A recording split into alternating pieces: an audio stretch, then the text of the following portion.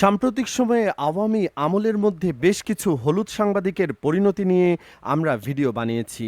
এর মধ্যেই হঠাৎ মনে পড়ে গেল যমুনা টিভির তুমুল জনপ্রিয় উপস্থাপিকা রুকসানা আঞ্জুমান নিকোলের কথা। গত ১০ মাস ধরে যমুনা টিভির পর্দা থেকে হঠাৎ গায়েব রাজনীতি বিষয়ক টকশোর এক উপস্থাপিকা। অনেকেই ভাবছেন ২০২৫ সালের ডিসেম্বরে সেই লাইভ টকশো বিতর্কের কারণেই তিনি কি নিখোঁজ।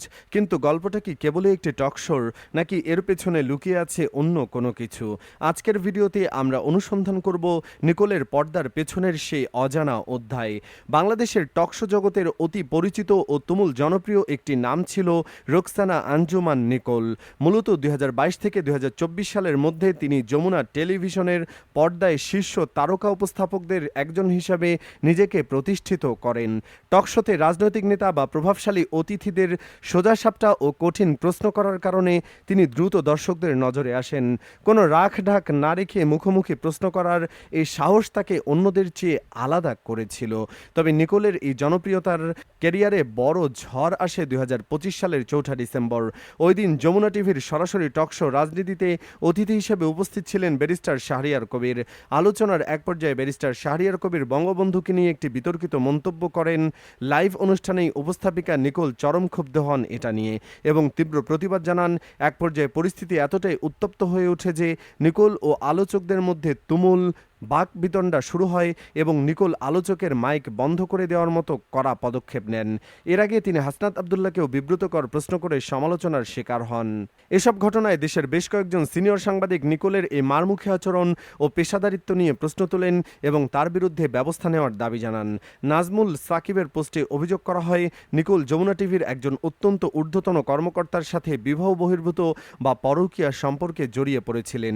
পরিস্থিতি চরম রূপ নেয় যখন ওই কর্মকর্তার স্ত্রী প্রকাশ্যে নিকোলকে থাপ্পড় মারেন বলে দাবি করা হয়।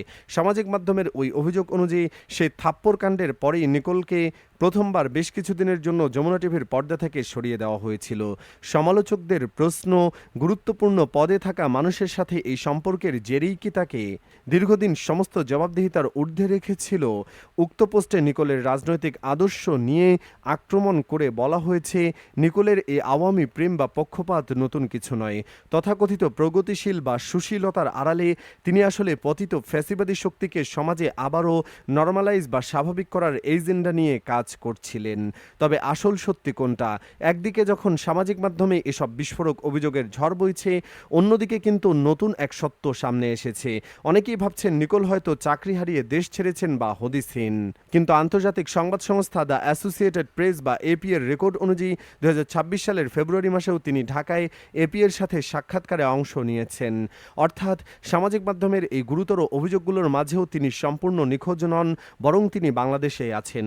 তবে টেলিভিশন স্ক্রিন থেকে তার এই দীর্ঘ বিরতি কি শুধুই রাজনৈতিক বিতর্কের জেরে, নাকি যমুনা টিভির অভ্যন্তরীণ কেলেঙ্কারির কোনো পরিণতি? একজন গণমাধ্যম কর্মী পেশাদার জীবনের আড়ালে এই ধরনের অভিযোগ কি শুধুই ব্যক্তিগত আক্রমণ, নাকি এর পেছনে কোনো সত্যতা রয়েছে? আপনি কি মনে করেন? নিকোলকে আরেকটা সুযোগ দেওয়া উচিত? হ্যাঁ বা না লিখে আপনার মতামত আমাদের কমেন্ট বক্সে জানান। ভিডিওটি ইনফরমেটিভ মনে হলে শেয়ার করুন এবং পরবর্তী ইনভেস্টিগেশন দেখতে চ্যানেলটি এখনই সাবস্ক্রাইব করুন। ধন্যবাদ।